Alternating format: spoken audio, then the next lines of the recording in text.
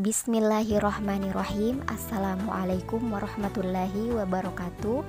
Saya Putri Alfia akan menjelaskan mengenai proses turunnya Al-Quran.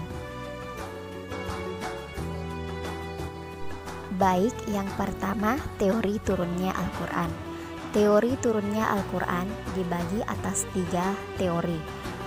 Teori pertama yaitu Al-Quran diturunkan sekaligus dari Lauhul Mahfuz ke Baitul Izzah atau langit dunia yang terjadi pada malam Lailatul Qadar. Kemudian ayat demi ayat diturunkan secara bertahap ke bumi. Turunnya Al-Quran pertama kali ke bumi inilah yang kemudian disebut Nuzulul Quran. Teori yang kedua yaitu Al-Quran diturunkan ke langit dunia selama 20 tahun pada malam Lailatul Qadar setiap tahunnya. Sementara Lailatul Qadar hanya turun sekali dalam setahun. Setelah itu, ayat-ayat Al-Quran tersebut dipanjatkan kepada Nabi Muhammad SAW sesuai dengan kebutuhan umat. Kemudian teori yang ketiga yaitu Al-Quran diturunkan pertama kali pada malam Lailatul Qadar. Selanjutnya Al-Quran diturunkan ke bumi secara bertahap dalam waktu yang berbeda-beda. Pembahasan selanjutnya yaitu tahapan turunnya Al-Quran berdasarkan teori pertama. Ada 3 tahapan yaitu tahapan pertama Al-Quran diturunkan di Lauhul Mahfuz. Lauhul Mahfuz adalah tempat yang tidak diketahui oleh manusia secara pasti. Dalil yang mengisyaratkan bahwa Al-Quran diletakkan pada Lauhul Mahfuz yaitu terdapat pada Quran Surah Al-Buruj ayat 21-22. Kemudian tahap kedua setelah Al-Quran berada di Lauhul Mahfuz, kitab Al-Quran tersebut diletakkan di Baitul Izzah, yaitu langit yang terdekat dengan bumi. Tahap yang ketiga yaitu Al-Quran diturunkan dari Baitul Izzah, langit dunia langsung kepada Nabi Muhammad SAW, baik melalui perantara malaikat Jibril ataupun secara langsung dalam hati Rasulullah SAW maupun di balik tabir. Selanjutnya turunnya Al-Quran ke dunia.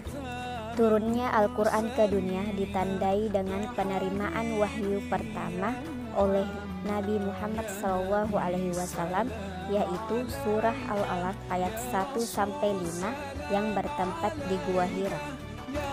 Ada salah satu malam di bulan Ramadan, tepatnya tanggal 17 tahun 610 Masehi, Al-Quran diturunkan pertama kalinya kepada Nabi Muhammad SAW melalui malaikat Jibril secara langsung sekaligus sebagai pertanda diangkatnya beliau menjadi Rasul atau utusan Allah. Malaikat Jibril mendatanginya dan berkata, "Bacalah." Nabi Muhammad menjawab, "Aku tidak bisa membaca." Namun malaikat Jibril menariknya dan memeluknya erat-erat. Kemudian malaikat Jibril melepaskan Nabi Muhammad SAW dan sekali lagi malaikat berkata, "Bacalah." Hal itu terulang hingga 3 kali, lalu malaikat Jibril melepaskan Nabi Muhammad SAW sembari membacakan Quran Surah Al-Alaq ayat 1-5. Bismillahirrahmanirrahim. Iqra bismi rabbikal ladzi khalaq, khalaqal insana min 'alaq. Iqra wa rabbukal akram, alladzi 'allama bil qalam, 'allamal insana ma lam ya'lam. Bacalah dengan menyebut nama Tuhanmu yang telah menciptakan. Dia telah menciptakan manusia dari segumpal darah. Bacalah, dan Tuhanmu lah yang maha mulia, yang mengajar manusia dengan pena. Dia mengajarkan manusia apa yang tidak diketahuinya. Setelah Nabi Muhammad SAW mengucapkan kembali bacaan, sang malaikat Jibril pun pergi. Namun kata-kata itu terpatrit dalam kalbunya dalam keadaan yang masih gelisah. Nabi Muhammad SAW pula meminta istrinya Khadijah untuk menyelimuti tubuhnya.